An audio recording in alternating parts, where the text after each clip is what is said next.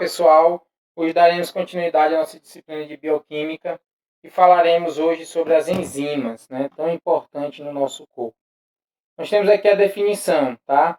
São catalisadoras orgânicas que atuam em sistema biológico em condições suaves, de temperatura e pH, e determinam o perfil de transformação química que ocorre em soluções aquosas.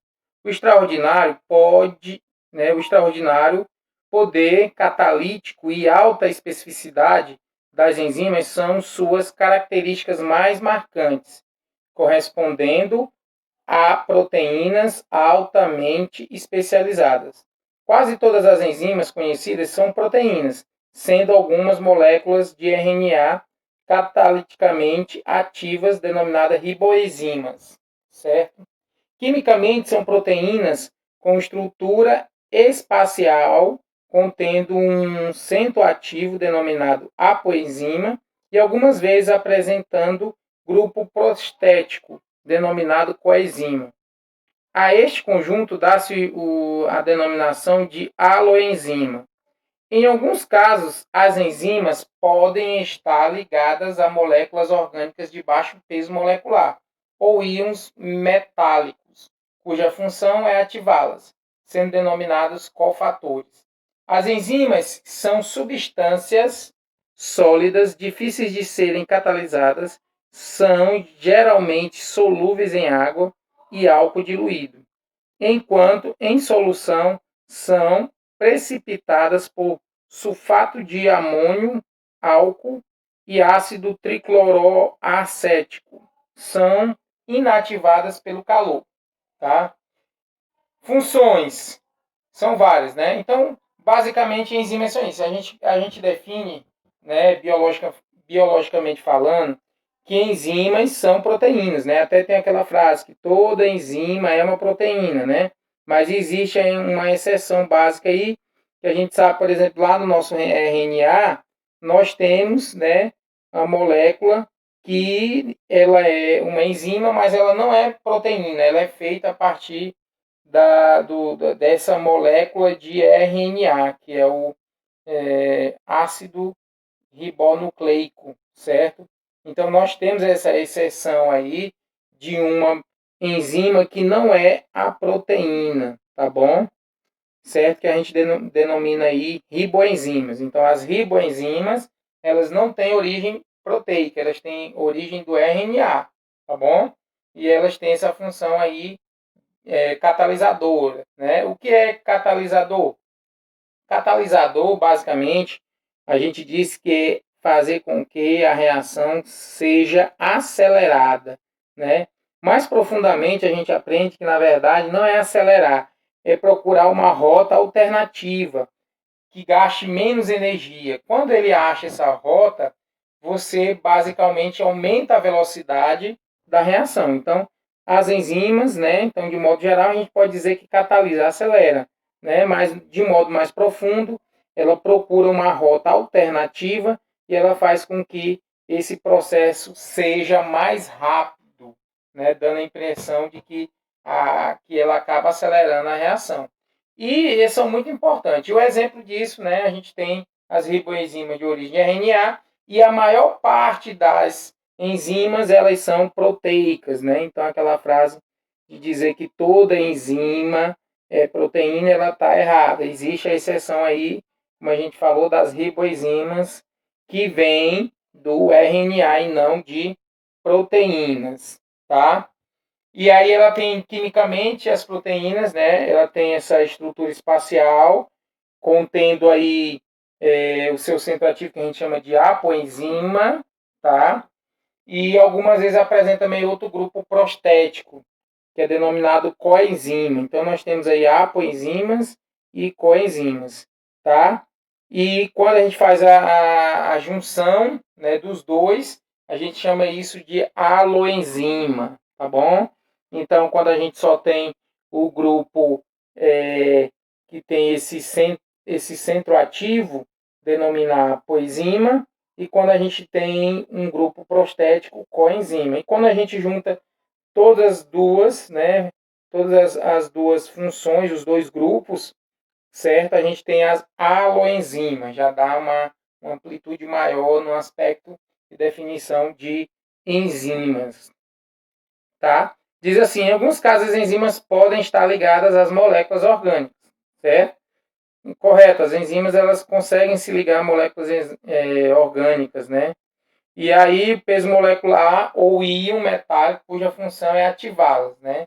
E aí a gente denomina isso cofator, tá? Então, os cosfatores são aquelas enzimas que se conectam a moléculas orgânicas e conseguem ativá-las, né? Conseguem iniciar a sua função, a gente chama de cofatores, tá bom?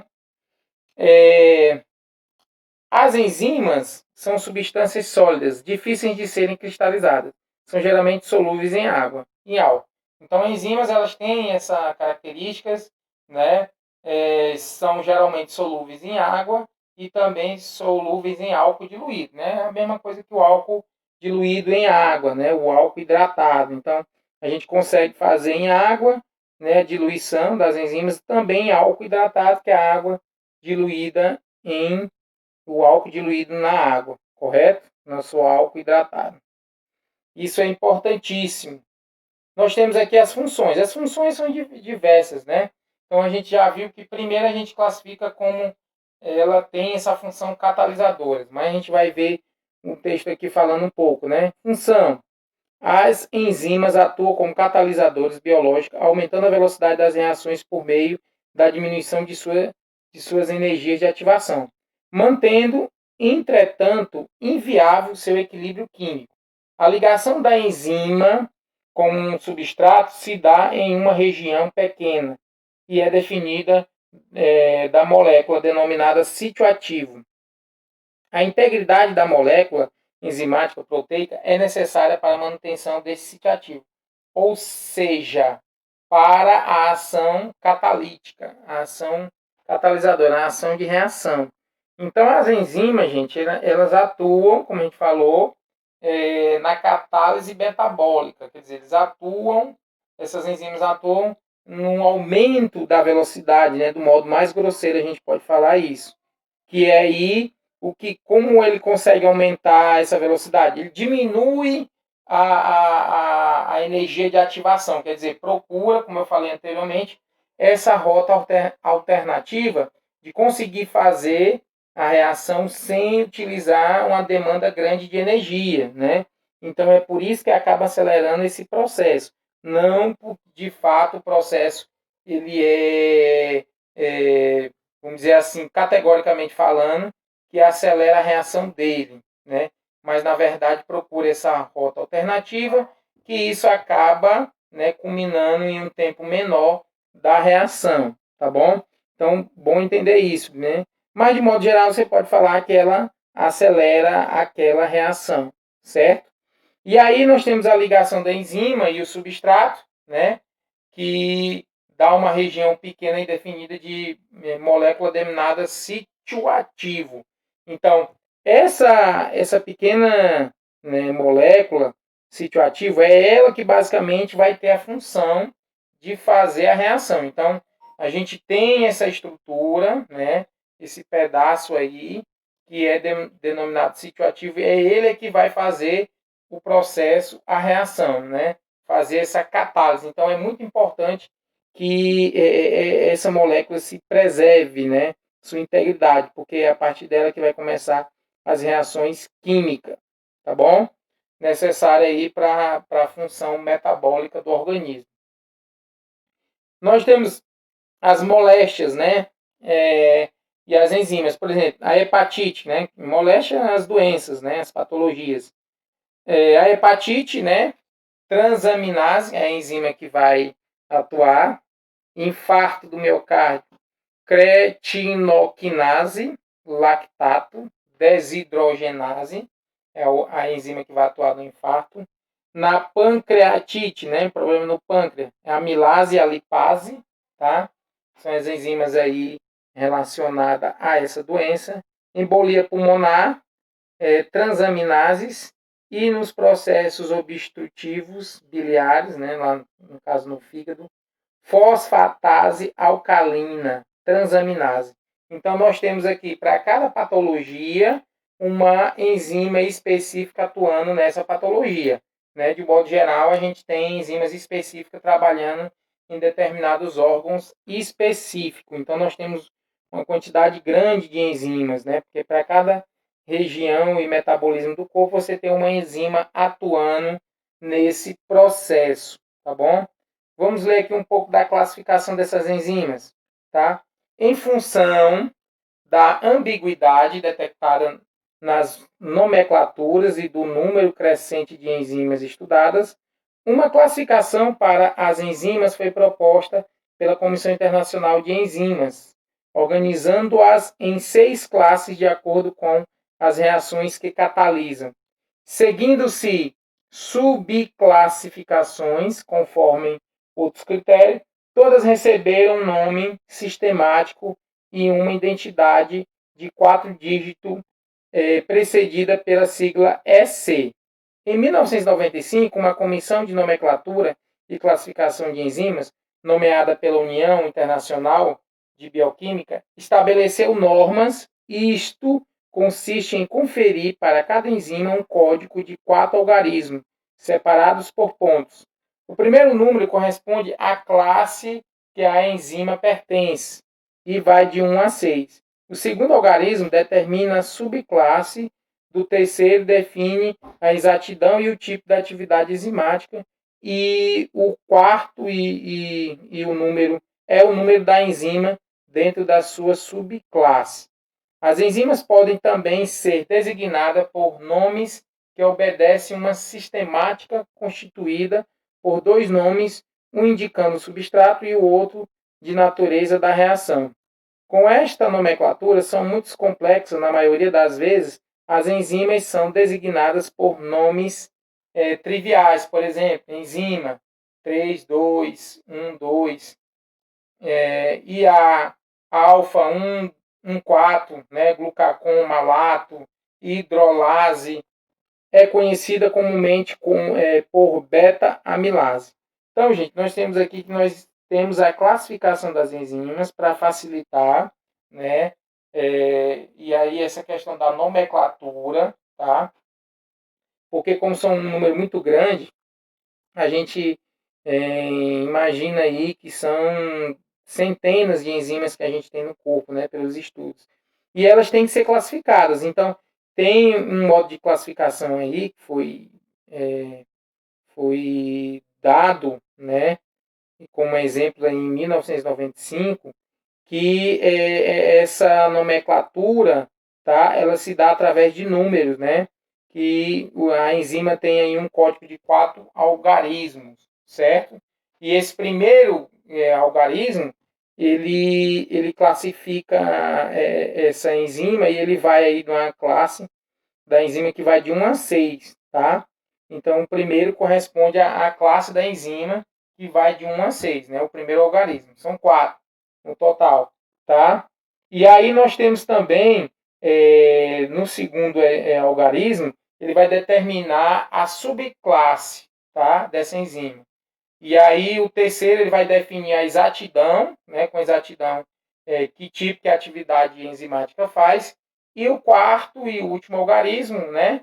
Vai ser o número da enzima dentro da sua subclasse. Então é meio complexo.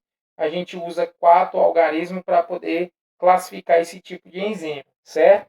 Nós temos a classificação também que é denominada e verificada a partir de nomes, tá bom? Também, né, nomes que obedecem uma sistemática, né? Todo um sistema para poder fazer essa organização, tá? E aí são 2 nomes, claro, e desses 2 nomes, um vai indicar o substrato e o outro vai indicar a natureza dessa reação, tá bom? E aí a gente tem esse exemplo que foi dado aí, que no caso a nomenclatura, né, são muito complexas, e aí a gente tem esses nomes que são bem complicados. O exemplo, né? O exemplo aí do enzima 3,2,1,2, tá? E a enzima alfa 1,4 glucacon malato hidrolase, né, que é conhecida na forma mais comum como beta-amilase. Então, vejam que para classificar a enzima não é muito fácil, né?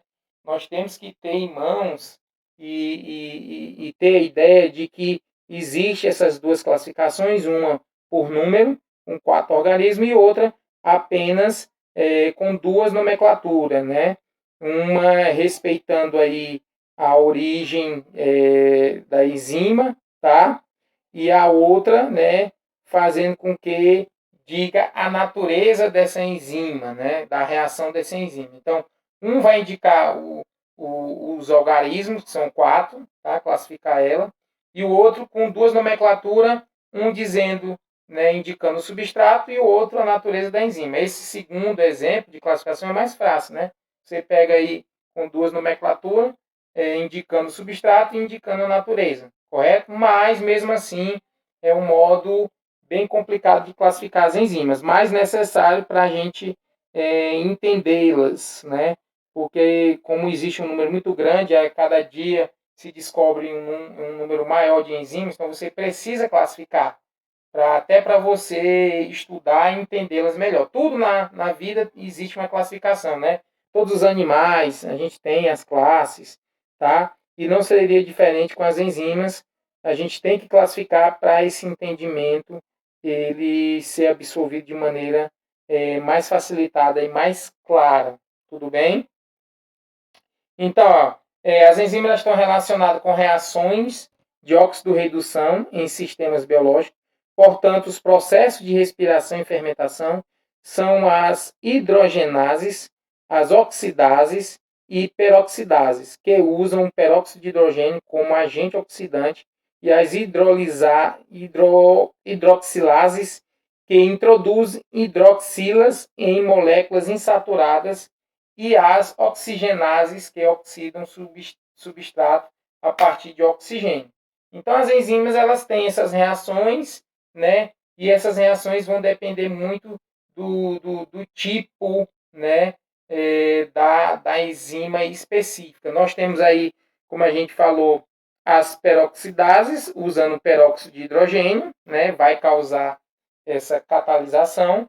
Nós temos também as hidroxilases, né, que introduz as hidroxilas, também causando o processo de catalisação, tá? E por último nós temos as oxigenases, que vão utilizar o oxigênio.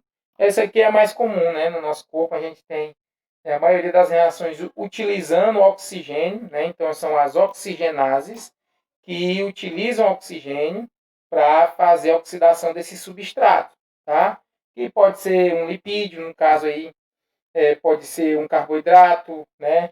Pode ser uma proteína. Então, são diversas substâncias que são oxidadas, né? Então, as oxigenases, elas são as mais comuns e é por isso que a gente tem uma necessidade grande, né, do O2. O O2 é tão importante na nossa respiração porque ele faz parte da maioria dos processos metabólicos. A partir do oxigênio, a gente consegue oxidar essas moléculas orgânicas e transformar isso em energia, que a gente chama lá no processo de ATP, que é fundamental para todas as reações. Nós temos elas catalisam transferências de grupos de um composto a outro, né? Metilação em sistemas biológicos é feita por esta classe de enzimas, né? Transaldolase e a transcetolase.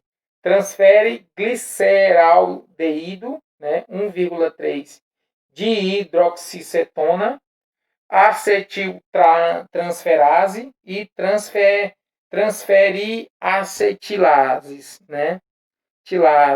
Sentilas, na verdade, certo? Então nós temos aí, gente, que elas também elas acabam catalisando, a gente já viu, né? Transferem, né, de grupos de compostos para outros. E aí a gente tem um exemplo dessas enzimas aí que vão fazer essa transferência, essa catalisação de um grupo para o outro, tá? As enzimas também, nessa classe inclui as enzimas de baixa especificidade, como as esterases, né? E a tioesterases, que hidrolisam um número grande de éster. O que é hidrolisar, gente? Hidrolisar é quebrar a partir da água, né?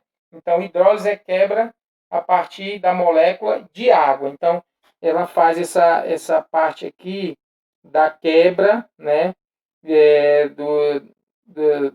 Das substâncias a partir da água, né? Da esterases e da tioesterases, certo? São essas enzimas que utilizam a água fazendo essa hidrólise. E aí, nós temos também as enzimas dessa classe que modificam o substrato, cindindo compostos ou removendo grupos de moléculas do mesmo. Como exemplo, temos a descarboxilases e as cetoacidoliases, né, que sintetizam ácidos di e tricarboxílicos, e as hidrolases que desidratam hidroxiaminoácidos com posterior rearranjo da molécula. Tá? Então, nesse sentido também elas atuam. Né? As enzimas elas vão atuar na classe que vai modificar os substratos. Tá? E aí a gente tem essa modificação para, posteriormente, isso ser ativado e usado no metabolismo do corpo.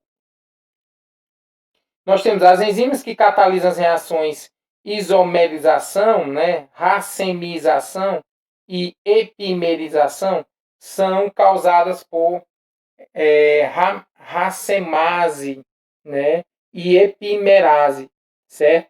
Então nós temos também essas enzimas que catalisam essas reações de isomerização, né? E aí elas são nesse sentido, né, e causam por essas substâncias, tá? Elas também oxidam uma hidroxila desse composto, reduzindo a carbonila adjacente e as transferases, tá? Então elas vão fazer também atuando nesse processo, oxidando uma hidroxila, né? A hidroxila é aquele grupo lá, OH, né, negativo, né, que seria esse grupo que a gente encontra aí em diversas moléculas orgânicas, né? Hidroxila que é fundamental aí para a formação de certos grupos grupos orgânicos. As enzimas que causam degradação da molécula de ATP, ATP, gente, adenosina trifosfato, né? Então, essa adenosina trifosfato que a gente chama de moeda, né? Que é basicamente o que realmente o corpo utiliza como energia na hora de utilizar o seu metabolismo, tá?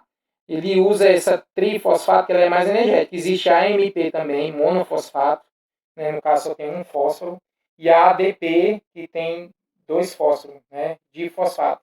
Mas a mais utilizada é a ATP na produção, porque ela é mais energética, ela tem um número maior de fósforo, e a gente sabe que o fósforo ele é basicamente a energia, né, dos processos que ocorrem no nosso corpo, tá? Usando a energia liberada nessa reação para sintetizar novos compostos unidos de duas moléculas. Então, ele usa, né, essa ATP, né, que vai ser liberada na degradação da ATP, que libera essa energia que vai ser usada aí até para sintetizar outros compostos, tá?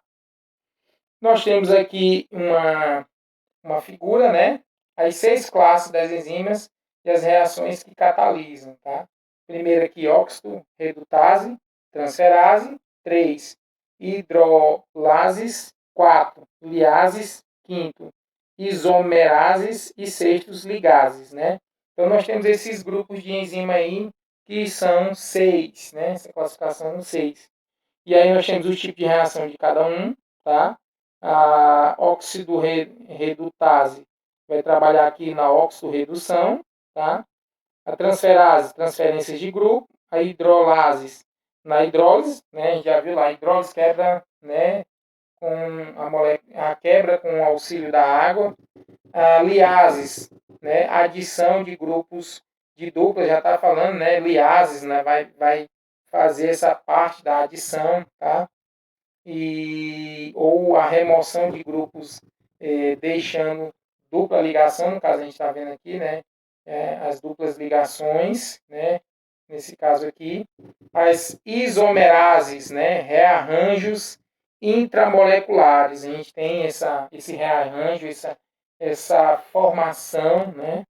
E nós temos a ligase, coordenação de duas moléculas associadas. Ela está dizendo, ligase, liga, né, faz associação dessas duas moléculas. E aqui são os exemplos dessas moléculas, conforme a classificação da enzima, o tipo da reação, a gente tem um exemplo aqui, tá? E das substâncias aqui, no caso, etanol e acetaldeído, né? Então, nós temos aqui, no segundo caso, glicose 6-fosfato, no terceiro caso, sacarose, glicose.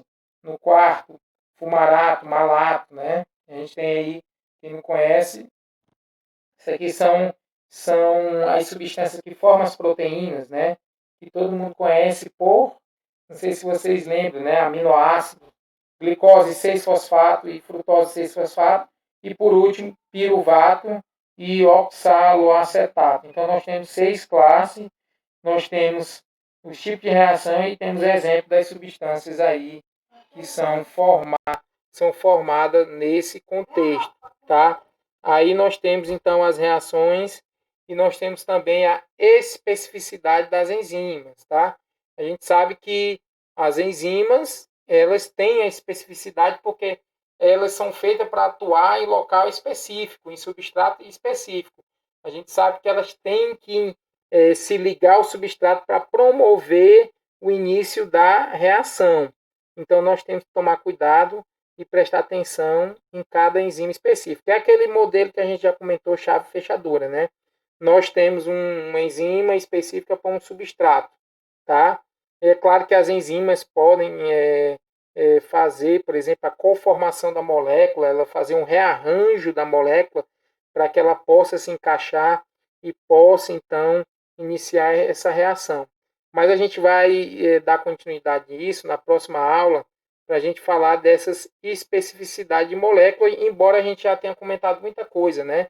Que até quando a gente vai tratar, por exemplo, de fármaco, aquele princípio ativo ele vai se ligar numa região específica da molécula, certo? Assim as enzimas também vão atuar se ligando numa região específica da molécula lá, da membrana celular, que vai ter essa recepção é, dessa proteína, dessa enzima, né?